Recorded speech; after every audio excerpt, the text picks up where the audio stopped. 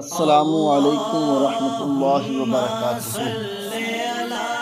صلو علی الحبیب۔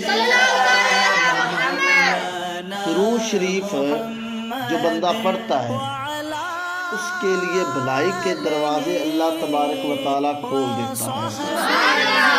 آئیے حضرت امام ابن جوزی رحمۃ اللہ تعالیٰ علیہ آپ فرماتے ہیں کہ اللہ کے بندوں، حبیب الہی سیدنا محمد صلی اللہ علیہ وآلہ وسلم پر درود شریف بھیجنے کو لازم پکڑو۔